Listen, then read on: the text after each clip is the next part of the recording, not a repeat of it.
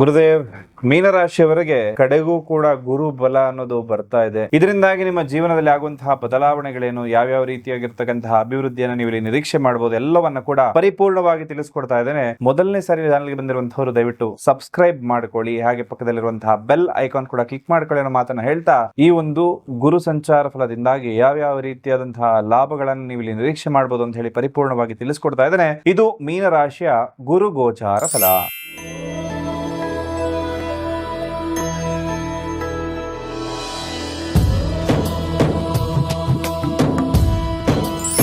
ನಿಮ್ಮ ರಾಶಿಗೆ ಗುರುಬಲ ಬರುತ್ತಾ ಅಥವಾ ಗುರುಬಲ ಬರೋದ್ರಿಂದ ಉಪಯೋಗ ಆಗೋದಾದ್ರೂ ಏನು, ನಮಗೇನಾದ್ರೂ ಒಳ್ಳೇದಾಗುತ್ತಾ, ಈ ರೀತಿಯಾಗಿರ್ತಕ್ಕಂತಹ ಪ್ರಶ್ನೆಗಳು ಬಹುತೇಕ ಜನರನ್ನ ಕಾಡ್ತಾ ಇರುತ್ತೆ. ಖಂಡಿತವಾಗ್ಲೂ ಈ ಪ್ರಶ್ನೆಗಳೆಲ್ಲದಕ್ಕೂ ಕೂಡ ಉತ್ತರವನ್ನ ಕೊಡೋಣ. ಹಾಗೆ ಈ ಗುರು ಅಂತಕ್ಕಂಥ ಗ್ರಹ ಏನಿದೆ, ಬೃಹಸ್ಪತಿ ಅಂತಾನು ಹೇಳ್ತಾರೆ, ಇವತ್ತಿಗೆ ಮಿಥುನ ರಾಶಿಯಲ್ಲಿರ್ತಕ್ಕಂಥದ್ದು ಜೂನ್ 2ನೇ ತಾರೀಕು ಕರ್ಕಾಟಕ ರಾಶಿಯ ಪ್ರವೇಶವನ್ನ ಮಾಡುತ್ತೆ. ಈ ಸಂಚಾರ ಮಾಡಿದಾಗ ಮಿಥುನ, ಮೀನ, ಮಕರ, ವೃಶ್ಚಿಕ ರಾಶಿಗಳಿಗೆ ಗುರು ಬಲ ಅಂತಕ್ಕಂಥದ್ದು ಬರುತ್ತೆ. ಇದು ಗುರುವಿನ ಉಚ್ಚಸ್ಥಾನ. ಅಂದ್ರೆ ಕರ್ಕಾಟಕ ರಾಶಿ ಏನಿದೆ ಗುರುವಿನ ಉಚ್ಚಸ್ಥಾನ ಆಗುತ್ತೆ. ಉಚ್ಚಸ್ಥಾನ ಅಂದ್ರೆ ಗುರು ಅಲ್ಲಿ ತುಂಬಾ ಸ್ಟ್ರಾಂಗ್ ಆಗಿರುವಂತಹ ರಿಸಲ್ಟ್ ಗಳನ್ನ ನಮಗೆ ನೀಡುತ್ತಾನೆ ಅಂತಕ್ಕಂಥ ಮಾತನ್ನ ಹೇಳಬಹುದು. ಹಾಗೆ ಈ ಗುರು ಕರ್ಕಾಟಕ ರಾಶಿಯಲ್ಲಿ ಯಾವತ್ತಿನವರೆಗೂ ಇರ್ತಾನಂದ್ರೆ ನವೆಂಬರ್ 1ನೇ ತಾರೀಕಿನವರೆಗೂ ಇರುವಂತದ್ದು ಮಾತ್ರ. ಅಲ್ಲಿಂದ ಸಿಂಹ ರಾಶಿಯ ಪ್ರವೇಶವನ್ನ ಮಾಡ್ತಾನೆ ಗುರು. ಅದಾದ ನಂತರದಲ್ಲಿ ಈ ಸಿಂಹ ರಾಶಿಯ ಪ್ರವೇಶ ಮಾಡಿದಾಗ ಕಟಕ, ಮೇಷ, ಕುಂಭ ಮತ್ತು ಧನುರ್ರಾಶಿಯವರೆಗೆ ಗುರುಬಲ ಅನ್ನೋದು ಬರುತ್ತೆ. ಹಾಗಾದ್ರೆ ಯಾವ ಟೈಮಲ್ಲಿ ಯಾವ ರಾಶಿಯ ಒಳ್ಳೇದಾಗುತ್ತೆ ಅಂತಕ್ಕಂಥದ್ದನ್ನ ನೋಡೋದಾಯ್ತು ಅಂದ್ರೆ, ಈ ಒಂದು ಸಂಚಾರ ಸಿಂಹ ರಾಶಿಯಲ್ಲೇ ಇರುತ್ತಾ? ಖಂಡಿತವಾಗ್ಲೂ ಇಲ್ಲ. ಮತ್ತೆ ಅದರ ಬದಲಾವಣೆ ಆಗುತ್ತೆ. 2027 ಜನವರಿ 25ಕ್ಕೆ ಮತ್ತೆ ಕರ್ಕಾಟಕ ರಾಶಿಗೆ ಹಿಂಚಲನೆ ವಕ್ರವಾಗಿ ಬರುವಂತದ್ದಿರುತ್ತೆ.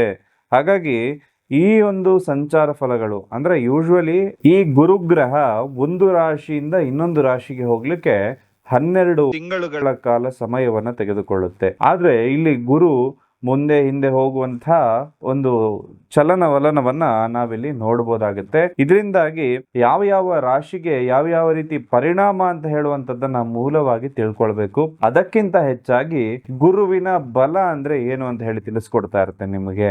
ಎಲ್ರಿಗೂ ಕೂಡ ಗುರುಬಲ ಅನ್ನೋದು ಬೇಕು. ಆದ್ರೆ ಗುರುಬಲ ಅಂದ್ರೆ ಏನು ಅಂತ ಹೇಳಿ ಬಹುತೇಕ ಜನರಿಗೆ ಗೊತ್ತೇ ಇರೋದಿಲ್ಲ. ಗುರುಬಲ ಇದ್ದಾಗ ಏನಾಗುತ್ತೆ, ಏನು ಉಪಯೋಗ ಅಪ್ಪ ಗುರುಬಲದ್ದು, ನನ್ನ ಜೀವನದಲ್ಲಿ ಅದೇ ತರ ಇದೆಯಲ್ಲಪ್ಪ, ಗುರುಬಲ ಇದ್ದಾಗ ಏನು ಉಪಯೋಗ, ಈ ರೀತಿ ಪ್ರಶ್ನೆಗಳು ಬಹುತೇಕ ಜನರ ಮನಸ್ಸಲ್ಲಿ ಬರುವಂತದ್ದು ಸಹಜ. ಓಕೆ, ಮನುಷ್ಯನಿಗೆ ಒಂದು ಗುರಿ ಜೊತೆಗೆ ಒಂದು ಗುರು ಅನ್ನೋದು ಇರಬೇಕು ಜೀವನದಲ್ಲಿ. ಯಾವುದೇ ಒಬ್ಬ ವ್ಯಕ್ತಿಗಾದ್ರೂ ಕೂಡ ಒಂದು ಗೋಲ್ ಅನ್ನೋದಿರಬೇಕು, ಜೊತೆಗೆ ಒಬ್ಬ ಒಳ್ಳೆ ಮಾರ್ಗದರ್ಶನ ಕೊಡ್ಲಿಕ್ಕೆ ಗುರುವಿನ ಅನುಗ್ರಹ ಇರಬೇಕಾಗತ್ತೆ. ಹಾಗೆ ಯಾವುದೇ ಒಂದು ಶುಭ ಕಾರ್ಯ ಅಂತ ಹೇಳಿ ನಾವು ಮಾಡ್ತಾ ಇರ್ತೇವೆ. ಮನೆಯಲ್ಲಿ ಅನೇಕ ಶುಭ ಕಾರ್ಯಗಳು ನಡೀತಾ ಇರ್ತದೆ. ಕೆಲವು ಮನೆಯಲ್ಲಿ ಶುಭ ಕಾರ್ಯಗಳೇ ನಡೀತಾ ಇರೋದಿಲ್ಲ. ಇದಕ್ಕೆಲ್ಲ ಮೂಲ ಕಾರಣ ಗುರು ಅಂತಕ್ಕಂಥದ್ದು ಬರ್ತದೆ. ಯಾಕೆ ಅಂದ್ರೆ ಗುರು ಬಲ ಅಂತ ಹೇಳಿ ಇರುವಾಗ ಯಾವುದೇ ಶುಭ ಸಮಾರಂಭವನ್ನ ನೀವು ಕೈಗೊಂಡಾಗ ನಿರ್ವಿಘ್ನವಾಗಿ ಆ ಒಂದು ಕಾರ್ಯಕ್ರಮ ಮುಗಿದೋಗುತ್ತೆ. ಅಂದ್ರೆ ಯಾವುದೇ ಗದ್ದಲ ಗಲಾಟೆ, ಯಾವುದೇ ಒಂದು ಗೋಜಲಿಗೆ ಹೋಗದೆ ಖಂಡಿತವಾಗ್ಲೂ ಶುಭದಾಯಕವಾಗಿ ಆ ಕಾರ್ಯಕ್ರಮ ಮುಗಿದು ಹೋಗುವಂಥದ್ದು. ಒಂದು ಮದುವೆ ಸೆಟ್ ಆಗಿರುತ್ತೆ, ನೀವು ಯೋಚನೆ ಮಾಡಿದ್ರೆ ಅಷ್ಟು ಬೇಗ ಒಂದು ಕಂಕಣ ಭಾಗ್ಯ ಅನ್ನೋದು ಕೂಡು ಬರುತ್ತೆ, ಮದುವೆನೂ ಆಗುತ್ತೆ, ಎಲ್ಲ ರೀತಿಲೂ ಚೆನ್ನಾಗಾಗತ್ತೆ. ಇದು ಗುರುಬಲ ಇದ್ದಾಗ ಮಾತ್ರ ಆಗುವಂಥದ್ದು. ಇನ್ನ ಒಂದು ಮನೆ ಕಟ್ಟುವಂತಹ ಯೋಗ, ಮನೆ ಒಂದು ಗೃಹ ಪ್ರವೇಶ ಮಾಡುವಂತಹ ಯೋಗ, ಎಲ್ಲವೂ ಬರಲಿಕ್ಕೆ ಈ ಗುರುವಿನ ಸಂಚಾರ, ಗುರುವಿನ ಬಲ ಅಂತಕ್ಕಂಥದ್ದು ಬಹುತೇಕ ಮುಖ್ಯ ಆಗುತ್ತೆ. ಅದರಿಂದಾಗಿ ಯಾವುದೇ ಒಂದು ವಿಘ್ನವಿಲ್ಲದೆ ಕೆಲಸ ಕಾರ್ಯಗಳಾಗುವಂಥದ್ದು. ಗುರುಬಲ ಇಲ್ಲ ಅಂದ್ರೆ ಏನಾಗುತ್ತೆ? ಹಾಗಾದ್ರೆ ಗುರುವಿನ ಒಂದು ಅನುಗ್ರಹವೇ ಇಲ್ಲ ಅಂದ್ರೆ ಏನಾಗುತ್ತೆ? ಅಥವಾ ಗೋಚಾರ ಫಲದಲ್ಲಿ ಗುರು ನಮ್ಮ ರಾಶಿಗೆ ಲಗ್ನಕ್ಕೆ ಒಂದು ಬಲವನ್ನ ಕೊಡ್ತಾ ಇಲ್ಲ ಅಂದ್ರೆ ನಾವೇನು ಮಾಡಬೇಕು ಅಂತಂದ್ರೆ, ಅದಕ್ಕೆ ಬಹಳ ವಿಶೇಷವಾಗಿರೋ ಪರಿಹಾರಗಳಿರುತ್ತೆ. ಗುರು ಬಲ ಇಲ್ಲ ಅಂದ್ರೆ ಏನಾಗತ್ತಪ್ಪ ಅಂತಂದ್ರೆ, ಒಂದು ಮದುವೆ ಅಂತಕ್ಕಂಥದ್ದು ಸೆಟ್ ಆಗಿರುತ್ತೆ, ನೂರಾರು ಕಾರಣಗಳಿಂದ ಆ ಮದುವೆ ನಿಂತು ಹೋಗುವ ಪರಿಸ್ಥಿತಿವರೆಗೂ ಕೂಡ ಬಂದು ಬಿಡ್ಬೋದು. ಇನ್ನೊಂದು ಗೃಹ ಪ್ರವೇಶ ಮಾಡಬೇಕು ಅಂತ ಹೇಳಿ ದಿನ ಎಲ್ಲ ನಿರ್ಧಾರ ಮಾಡಿರ್ತೀರಿ, ಗುರುಬಲ ಇರೋದಿಲ್ಲ, ಆ ಒಂದು ಡೇಟ್ಗೆ ಸರಿಯಾಗಿ ಮನೆ ಕಂಪ್ಲೀಷನ್ ಆಗೋದಿಲ್ಲ, ಅಥವಾ ಸೂತಕದಂತಹ ಒಂದಷ್ಟು ಕಾರ್ಯಗಳು ಬಂದು ಆ ಡೇಟ್ ಮುಂದೆ ಹೋಗುವಂತಹ ಸಾಧ್ಯತೆ ಕೂಡ ಗುರು ಬಲ ಇಲ್ಲದಿರುವಂತಹ ಸಂದರ್ಭದಲ್ಲಿ ಆಗುವಂತದ್ದಾಗತ್ತೆ.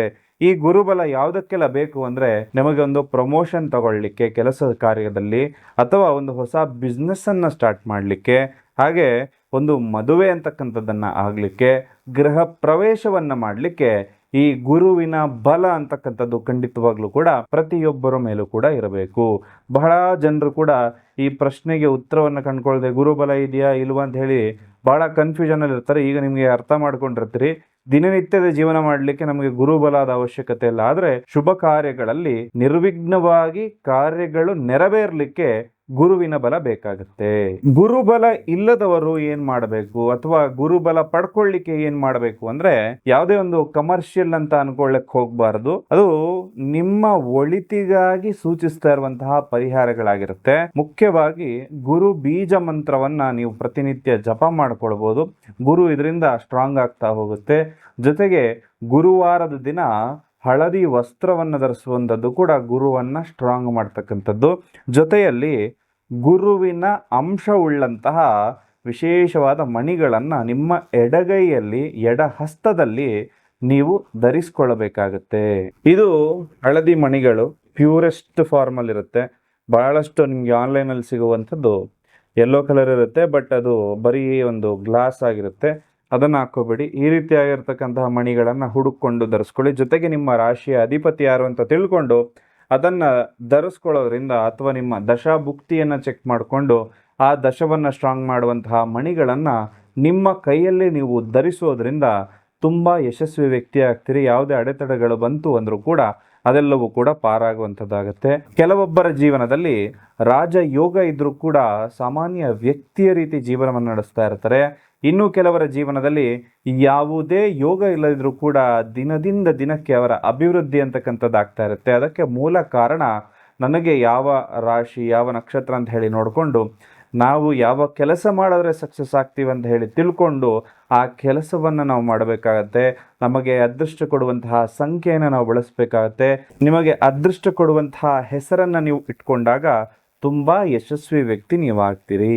ಜೂನ್ 2, 2026ಕ್ಕೆ ಗುರುಗ್ರಹ ಮಿಥುನ ರಾಶಿಯಿಂದ ಕರ್ಕಾಟಕ ರಾಶಿಯ ಪ್ರವೇಶ ಮಾಡುತ್ತೆ. ಇದು 4ನೇ ಮನೆಯಿಂದ 5ನೇ ಮನೆಯ ಪ್ರವೇಶ ಆಗುತ್ತೆ. ಅಲ್ಲಿಗೆ ಮೀನ ರಾಶಿಗೆ ಗುರುಬಲ ಅಂತಕ್ಕಂಥದ್ದು ಬರುತ್ತೆ. 5ನೇ ಮನೆ ಅನ್ನೋದು ಪ್ರೀತಿ ಪ್ರೇಮ ವಿಚಾರವನ್ನ ಸೂಚನೆ ಮಾಡುವಂತದ್ದು, ಸಂತಾನ ಮಕ್ಕಳನ್ನ ಸೂಚನೆ ಮಾಡುವಂತದ್ದಾಗುತ್ತೆ. ಹಾಗಾಗಿ ಪ್ರೀತಿಯಲ್ಲಿ ಏನಾದ್ರೂ ಅಡೆತಡೆಗಳು ಆಗ್ತಾ ಇತ್ತು ಮೀನ ರಾಶಿಯವರ ಜೀವನದಲ್ಲಿ ಅಂದ್ರೆ, ನಿಮ್ಮ ಸೌಲ್ ಮೇಟ್ ಅನ್ನ ನೀವು ಮೀಟ್ ಮಾಡುವಂತಹ ಸಂದರ್ಭ ಅಂತಕ್ಕಂಥದ್ದು, ಅಂದ್ರೆ ಬಹಳ ಟೈಮ್ ಇಂದ ನೀವು ಒಂದು ಪ್ರೀತಿಯನ್ನ ಹುಡುಕಾಟದಲ್ಲಿತ್ತು ಅಂದ್ರೆ ಅದು ನಿಮಗೆ ಸಿಗುವಂತಹ ಸಂದರ್ಭ ಇದಾಗಿರುತ್ತೆ. ಹಾಗೆ ಸಂತಾನ ನಿರೀಕ್ಷೆಯಲ್ಲಿರುವಂತಹ ಮೀನರಾಶಿಯ ದಂಪತಿಗಳಿಗೆ ಕೂಡ ಶುಭ ಸಂದರ್ಭ ಇದಾಗಿರುತ್ತೆ. ಶುಭ ವಿಚಾರಗಳು ಸಿಗುವಂತಹ ಸಾಧ್ಯತೆಗಳು ಕೂಡ ಈ ಸಂದರ್ಭದಲ್ಲಿ ಬರುತ್ತೆ. ಮೀನರಾಶಿಯ ತಂದೆ ತಾಯಿಗಳಿಗೂ ಕೂಡ ಶುಭವಾದಂತಹ ವಿಚಾರ ಏನಪ್ಪಾ ಅಂತಂದ್ರೆ, ತಂದೆ ತಾಯಿಯ ಹೆಸರನ್ನ ಇಲ್ಲಿ ಮಕ್ಕಳು ಎತ್ತಿ ಹಿಡಿಯುವಂಥದ್ದು, ಅಂದ್ರೆ ಅವರಿಗೆ ಒಳ್ಳೆ ಹೆಸರನ್ನ ತರುವಂತದ್ದು ತಮ್ಮ ಮಕ್ಕಳಿಂದ ಆಗುವಂತಹ ಯೋಗ ಮೀನರಾಶಿಯವರಿಗೆ ಬರುತ್ತೆ. ಇಲ್ಲಿ 7.5 ನಡೀತಾ ಇದೆ. ಮೀನರಾಶಿಯವರಿಗೆ ಮಧ್ಯದ ಫೇಸ್ ಅಲ್ಲಿ ಇದ್ದಾರೆ, ಸ್ವಂತ ರಾಶಿಯಲ್ಲಿ ಶನಿ ಇದ್ದಾನೆ. ಇದೆಲ್ಲದರ ನಡುವೆ ಕೂಡ ಮಕ್ಕಳಿಂದ ಸಂತೋಷ ಆಗುವಂತಹ ಸಾಧ್ಯತೆ ಕೂಡ ಬರುತ್ತೆ. ಈ ಗುರುಗ್ರಹ ಏನಿದೆ ಲಗ್ನಾಧಿಪತಿ ಮತ್ತು 10ನೇ ಮನೆಯ ಅಧಿಪತಿ ಆಗಿರುತ್ತೆ. ಹಾಗಾಗಿ ಸ್ವಲ್ಪ ಆರೋಗ್ಯ ಸಂಬಂಧಿತ ಸಮಸ್ಯೆಗಳು ಕೂಡ ಬರಬಹುದು. ಆರೋಗ್ಯದ ಕಡೆ ಹೆಚ್ಚಿನ ಗಮನವನ್ನು ನೀಡಬೇಕಾಗುತ್ತೆ. ಅದರಲ್ಲಿ ಲಿವರ್ ಗೆ ಸಂಬಂಧಪಟ್ಟಂತಹ ಸಮಸ್ಯೆಗಳು ಕೂಡ ಬರುವಂತಹ ಸಾಧ್ಯತೆಗಳು ಇಲ್ಲಿ ಹೆಚ್ಚಾಗಿ ಕಾಣುತ್ತೆ. ಹೊಟ್ಟೆ ನೋವು ಅಥವಾ ಎಸಿಡಿಟಿ, ಅಜೀರ್ಣ ಆಗುವಂತದ್ದು, ಫುಡ್ ಪಾಯ್ಸನ್ ಆಗುವಂತದ್ದು, ಈ ರೀತಿ ತೊಂದರೆಗಳು ಕೂಡ ಬರುತ್ತೆ. ಹೊರಗಡೆ ಯಾರಾದ್ರೂ ಊಟ ಮಾಡ್ತಾ ಇದ್ರೆ ಬಹಳ ಎಚ್ಚರಿಕೆಯಿಂದ ಈ ಸಂದರ್ಭದಲ್ಲಿ ಇರಬೇಕಾಗತ್ತೆ. ಹಾಗೆ ಒಂದು ವ್ಯಾಯಾಮ ಮಾಡುವಂತದ್ದು ಇಲ್ಲಿ ಮೀನರಾಶಿಯವರಿಗೆ ಸ್ವಲ್ಪ ಅವಶ್ಯಕತೆ ಇರುತ್ತೆ. ಸ್ವಲ್ಪ ಲೇಜಿನೆಸ್ ಅನ್ನೋದು ಕೂಡ ನಿಮ್ಮನ್ನ ಕಾಡಬಹುದು ಈ ಸಂದರ್ಭದಲ್ಲಿ. ಹಾಗಾಗಿ ಸ್ವಲ್ಪ ಲೇಜಿನೆಸ್ ಅನ್ನೋದನ್ನ ಬಿಟ್ಟು ಖಂಡಿತವಾಗ್ಲೂ ವ್ಯಾಯಾಮವನ್ನ ನೀವೆಲ್ಲರೂ ಕೂಡ ಮಾಡಬೇಕಾಗತ್ತೆ. ಹಾಗೆ ಸ್ವಲ್ಪ ಅಹಂಕಾರ ಅಥವಾ ನನ್ನಿಂದಲೇ ಎಲ್ಲ, ನಾನೇ ಮಾಡೋದೆಲ್ಲ ಅನ್ನೋ ಒಂದು ಕೆಟ್ಟ ಯೋಚನೆಗಳು ಕೂಡ ಇಲ್ಲಿ ಮೀನರಾಶಿಯವರಿಗೆ ಬರುವಂತಹ ಸಾಧ್ಯತೆ ಇರುತ್ತೆ. ಇದರಿಂದಾಗಿ ಸ್ವಲ್ಪ ಒಂದಷ್ಟು ಲವ್ ಅಫೇರ್ ನಲ್ಲಿ ತೊಂದರೆ ಆಗುವಂತದ್ದು, ಗಂಡ ಹೆಂಡತಿ ನಡುವೆ ಜಗಳಗಳಾಗುವಂತಹ ಸಾಧ್ಯತೆಗಳು ಕೂಡ ಬರುತ್ತೆ. ಜೊತೆಯಲ್ಲಿ ಗೌರ್ಮೆಂಟ್ ಜಾಬ್ಗೆ ಯಾರಾದ್ರೂ ಬಹಳ ಟೈಮ್ ಇಂದ ಪ್ರಯತ್ನ ಪಡ್ತಾ ಇತ್ತು ಅಂದ್ರೆ ಗೌರ್ಮೆಂಟ್ ಜಾಬ್ ಸಿಗುವಂತಹ ಸಾಧ್ಯತೆಗಳಿರುತ್ತೆ. ಅದರಲ್ಲೂ ಕೂಡ ಗೌರ್ಮೆಂಟ್ ಜಾಬ್ ಅಲ್ಲಿ ಇದ್ದುಕೊಂಡು ನನಗೆ ಬೇರೆ ಕಡೆ ಒಂದು ವರ್ಗಾವಣೆ ಆಗ್ಬೇಕು ಅಂತ ನಿಮ್ಮ ತಲೆಯಲ್ಲಿ ಏನಾದ್ರು ಯೋಚನೆ ಇತ್ತು ಅಂದ್ರೆ ಅದು ಕೂಡ ಶುಭವಾಗುತ್ತೆ. ನೀವು ಯಾವುದೇ ಒಂದು ಜಾಬ್ ಅಲ್ಲಿ ಇತ್ತು ಅಂದ್ರೂ ಕೂಡ ಸ್ವಲ್ಪ ಪ್ರಮೋಷನ್ ಸಿಗುವಂತಹ ಸಾಧ್ಯತೆ ಕೂಡ ಈ ಸಂದರ್ಭದಲ್ಲಿ ಖಂಡಿತವಾಗ್ಲೂ ಕೂಡ ಸ್ಟ್ರಾಂಗ್ ಆಗಿರುವಂತಹ ಯೋಗವನ್ನ ಇಲ್ಲಿ ಅದು ಕ್ರಿಯೇಟ್ ಮಾಡ್ತಾ ಇದೆ. ಹಾಗೆ ಈ ಒಂದು ಮೀನರಾಶಿಗೆ 7.5 ಅನ್ನೋದು ಆಲ್ರೆಡಿ ಒಂದು 2.5-3.5 ವರ್ಷ ಸಂದರ್ಭ ಆಗ್ತಾ ಇದೆ. ಇನ್ನ 4 ವರ್ಷ ವರ್ಷ ಇರುವಂತದ್ದು ಇರುತ್ತೆ. ಹಾಗಾಗಿ ಸ್ವಲ್ಪ ಶನಿಯ ಜಪವನ್ನ ಕೂಡ ನೀವು ಮಾಡ್ಕೊಳ್ಬೇಕಾಗತ್ತೆ. ಜೊತೆಗೆ ಇಲ್ಲಿ ಗುರು ಅಂತಕ್ಕಂಥದ್ದು ನವೆಂಬರ್ 1ನೇ ತಾರೀಕಿಗೆ ಸಿಂಹ ರಾಶಿಯ ಪ್ರವೇಶ ಮಾಡುತ್ತೆ. ಇದು 6ನೇ ಮನೆ ಆಗುತ್ತೆ, ಕರ್ಮಶತ್ರು ಅಂತಕ್ಕಂಥದ್ದು. ಹಾಗಾಗಿ ಶತ್ರುಗಳಿಂದ ಸ್ವಲ್ಪ ತೊಂದರೆ ಆಗುವಂತದ್ದು ನವೆಂಬರ್ ಇಂದ ಜನವರಿವರೆಗೂ ಇರುತ್ತೆ. ಸ್ವಲ್ಪ ಈ ಸಂದರ್ಭದಲ್ಲಿ ಎಚ್ಚರಿಕೆಯಿಂದ ಇದ್ಕೊಂಡು ನಂತರದಲ್ಲಿ ನೀವು ನಿಮ್ಮ ಕೆಲಸ ಕಾರ್ಯಗಳನ್ನ ಮುಂದುವರಿಸಿಕೊಂಡು ಹೋಗ್ಬೋದು. ಪಾರ್ಟ್ನರ್ಶಿಪ್ ಅನ್ನ ಈ ಸಂದರ್ಭದಲ್ಲಿ ಅವಾಯ್ಡ್ ಮಾಡ್ಕೊಳ್ಳೋದು ತುಂಬಾ ಉತ್ತಮ ಆಗಿರುತ್ತೆ. ಪಾರ್ಟ್ನರ್ಶಿಪ್ ಅಂತ ಹೇಳಿ ನೀವು ಮಾಡ್ಕೊಂಡಾಗ ಸ್ವಲ್ಪ ಅವರಿಂದಲೇ ನಿಮ್ಗೆ ನೋವಾಗುವಂತದ್ದು ಅಥವಾ ಮೋಸ ಆಗುವಂತಹ ಸಾಧ್ಯತೆಗಳು ಕೂಡ ಇಲ್ಲಿ ತುಂಬಾ ಸ್ಟ್ರಾಂಗ್ ಆಗಿರೋ ಕಾಣುತ್ತೆ. ಹಾಗಾಗಿ ತಾವೆಲ್ಲರೂ ಕೂಡ ಎಚ್ಚರಿಕೆಯಿಂದ ಇದ್ಕೊಳ್ಳಿ. ಹಾಗೆ ನೀವು ಅಂದುಕೊಂಡ ಕೆಲಸ ಕಾರ್ಯಗಳೆಲ್ಲವೂ ಕೂಡ ಭಗವಂತ ಈಡೇರಿಸಲಿ, ನಿಮ್ಗೆ ಅಷ್ಟ ಐಶ್ವರ್ಯಗಳನ್ನ ಕೊಟ್ಟು ಕಾಪಾಡಲಿ ಅನ್ನೋ ಮಾತನ್ನು ಹೇಳ್ತಾ ಸರ್ವೇ ಜನ ಸುಖಿನೋ ಭವಂತು.